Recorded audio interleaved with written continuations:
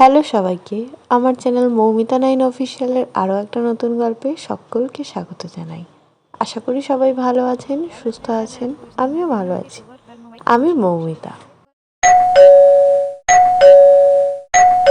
Hello সবাইকে, good morning. সকালটা শুরু হলো এই দুই শালিক দিয়ে। ঘুম থেকে উঠেই এসে বাইরে দাঁড়িয়েছি আর দেখি এই দুই শালিক দুজনেই জল খাচ্ছে। আর আজকে এত পরিমাণে রোদ এই বাইরেটায়, এই সামনের টপটায় কত ফুল ফুটেছে। এইটুকু যে সিঁড়িতে নেমে দাঁড়াবো তাতেই পায়ের অবস্থা খারাপ হয়ে যাচ্ছে, তাই দুঃসাহস না দেখিয়ে চলো ঘরে যাই। ঘরে কিছু কাজ আছে, সেগুলো আগে সেরে নিই। আজ শনিবার 21 তারিখ, আজ সময় সকাল 6:30। সকালবেলা মানে আজকে যেহেতু একটু তাড়াতাড়ি ঘুম থেকে সকালবেলা এই কেকটা দিয়েই আজকে সকালটা শুরু করবো। বাবু এনেছিল, তোমাদের সাথে শেয়ার করেছি। তো আমার এর মধ্যে একদিনও এটা খেয়ে দেখা হয়নি যে কেমন খেতে, বাট এটা ফ্রুট কেক আমি বুঝতে পারছি, এর আগেও খেয়েছি। তো চলো আজকে সকাল এটা দিয়েই শুরু করি।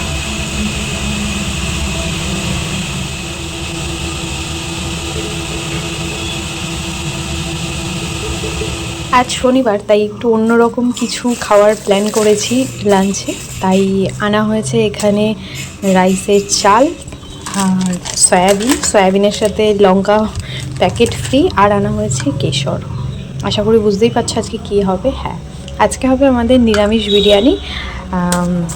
তো তোমাদের সাথে অবশ্যই শেয়ার করব কিভাবে করলাম নিরামিষ বিরিয়ানি। এখন কিছু কাজ আছে, চলো ঝটপট আগে কাজগুলো সেরে নিই। এখনও ওরা কেউ পড়তে আসেনি, তাই আগে সোফাটা একটু ক্লিন করে নিচ্ছি সকাল সকাল। কারণ আমাদের ঘরে ঢুকতেই প্রথমেই পড়ে ডাইনিংয়ে এই সোফাটা। সোফা মানেই বসার জায়গা, আর তার ওপর যদি জিনিসপত্র রেখে জাম করে রাখি তাহলে বসার জায়গা পাওয়া যাবে না, আর দেখতেও কেমন খারাপ লাগবে।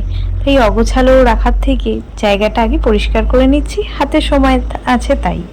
প্রথমেই আগে সোফাটাকে ফাঁকা করে নিলাম, আর তারপর সোফাটাকে একটু পুছেও নিলাম, কারণ এই রডগুলো না 2-3 দিন বাদে বাদে ধুলো জমলে কেমন সাদা সাদা আমাদের পরিষ্কারও আমাদেরকেই করতে হবে। তাই ফেলে রেখে জামা কাপড়গুলো মা গতকাল কেচে দিয়ে আসে আমার বাড়ি, সেগুলো একে একে সব দেখবে অগোছালো রয়েছে, সে বসতেও পারবে না, আমাদেরও কেমন একটা লাগবে। তাই সময়ের কাজ সময় করা উচিত। হাতে যেহেতু সময় আছে, ওরা কেউ পড়তে আসেনি, তাই আগে সোফাটাকে ক্লিন করে নিলাম। তারপর তো একে একে ওরা পড়তে চলে এসছে। আর এদিকে দেখো, এর ব্যাগটা দেখে না আমার ভীষণ হাসি পেয়েছে। এদিকে এদের ছুটি দেবো, আর তার অনন্ত বলছে পিপি আজকে একটু আমার পিপির বাড়ি যাব, তাই তাড়াতাড়ি পড়তে চলে এলাম। আমার একটু কাজ ছিল, তাই ওকে তাড়াতাড়ি ডেকে নিয়েছিলাম। পড়ানো হয়ে গেছে, তারপর বেরিয়েছিলাম কাজ সেরে। এখন আমি বাড়ি ফিরছি। বাড়ি ফিরেই প্রথমে স্নান সেরে ওপর ঘরে চলে এসেছি, একটু ধূপকাঠি নেবো, নিচের ঘরে ধূপকাঠি নেই। এসে আগে গোপালদের সাথে দেখা করে নিলাম, আর তারপর চলে এলাম মায়ের বাগানে একটু ফুল তুলতে। আজকে ফুটেছে 2খানা সাদা জবা, তারপর টগর ফুল। আর এই যে সামনে লম্বা গাছটা দাঁড় করানো রয়েছে, এই গাছটায় না অনেক ফুল ফুটেছে এবার বর্ষায়।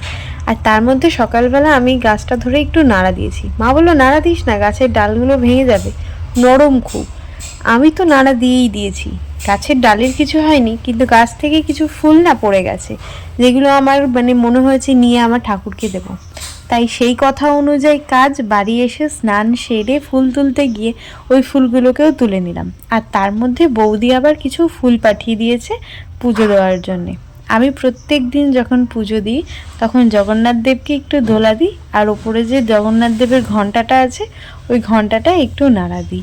আমার তো বেশ ভালো লাগে।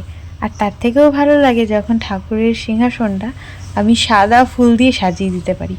তোমাদের কার কার এরকম মনে হয় আর এই কাজটা করতে ভালো লাগে, সেটা কিন্তু জানিয়ে যেতে একদম ভুলো না। আজকে পুরো সিংহাসনটা সাদা সাদা হয়ে গেছে।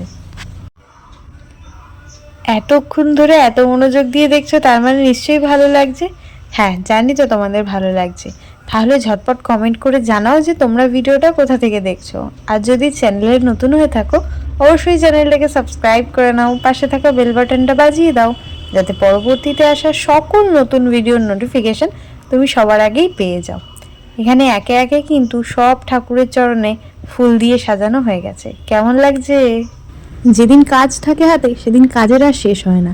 আজকে যেমন সকাল থেকে ঘুম ভেঙেছে অনেক সকালে, কিন্তু কাজের আর শেষ নেই, একটার পর একটা। এখানে পুজো সারতে পারিনি, তার আগে মা ওখান থেকে ডাক দিচ্ছে, কি রে আয় আয়। তো চলো রান্না করে যাই। আজকে রান্নাটা অবশ্যই তোমাদের সাথে শেয়ার করার এখানে চেষ্টা করব। সয়াবিন সেদ্ধ করা হয়ে গেছে, আর সেই পরশুদিন মোমো করেছিলাম তার জন্য যে পনিরটা এনেছিলাম, পনিরটা কিছুটা রয়ে গেছে, সেই পনিরটা আজকে দিয়ে দেবো বিরিয়ানির মধ্যে। একটু বড় করেই পিসটা করছি।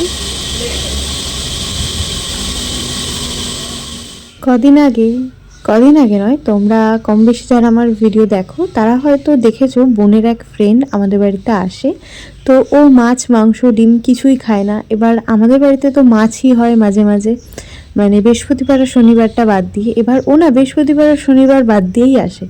এবার মাছ হয় বা ডিম হয়, ও তো খেতে পারে না, ওর জন্যে নিরামিষ কিছুর তখন ব্যবস্থা করতে হয়, বা কিছু না থাকলে কিছুই ওকে দিতে পারি না। তো আজকে সকাল থেকেই বুনু বলে দিয়েছে যে ও আসবে, তাই জন্যেই মাকে বললাম একটুখানি আজকে সোয়াবিন আর পনির দিয়ে বিরিয়ানি করো, মানে যেমনই হোক ওটাই করো।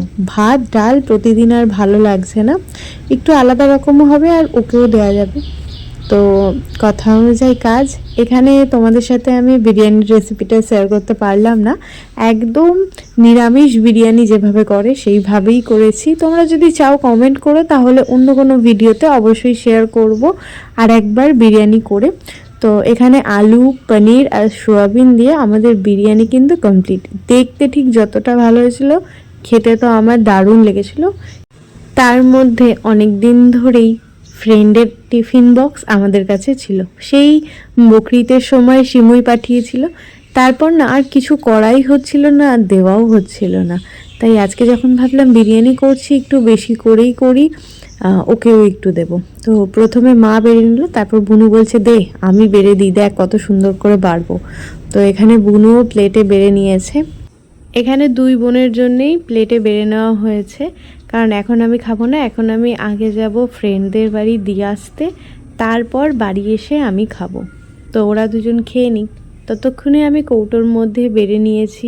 একটা টিফিন বক্সের মধ্যে দিয়েছি পনির, আর একটা টিফিন বক্সের মধ্যে দিয়েছি শুধু সয়াবিন, আর আলু দুটোর মধ্যেই দিয়েছি। এখানে টিফিন বক্সে ভরা হয়ে গেছে, টিফিন বক্স আটকেও নিয়েছি। আর তারপর ওদের বাড়িতে গেছি, গিয়ে দিয়েও চলে এসেছি, সেটা আর কোনো রকমভাবে ভিডিও করা হয়নি। তারপর বাড়ি এসে খেয়ে দিয়ে দিয়েছিলাম এক ঘুম দিয়ে উঠে বসে পড়েছি ওদেরকে পড়াতে। আমি নিচে পড়াচ্ছি, আর মা এখন গেছে ওপর ঘরে সন্ধে দিতে।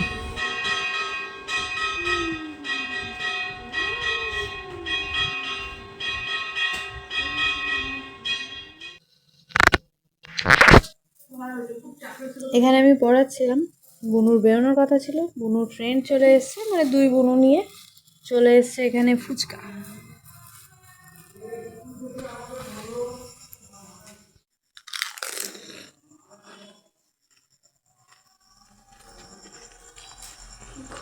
ফুচকাটা কিন্তু বেশ ভালো খেতে। আজকের ব্লগটা এখানেই শেষ করি। সবার কেমন লাগলো অবশ্যই কমেন্টে জানিয়ে যেও। ভালো লাগলে একটা লাইক করো, চ্যানেলে নতুন হলে অবশ্যই চ্যানেলটা সাবস্ক্রাইব করো। এখানে ফুচকা খেতে বসেও শান্তি নেই, বোন আবার বেরোবে, তাই আমার মাথা থেকে ক্লিপটা খুলে নিয়ে চলে গেল। যাই হোক, থ্যাঙ্কস ফর ওয়াচিং।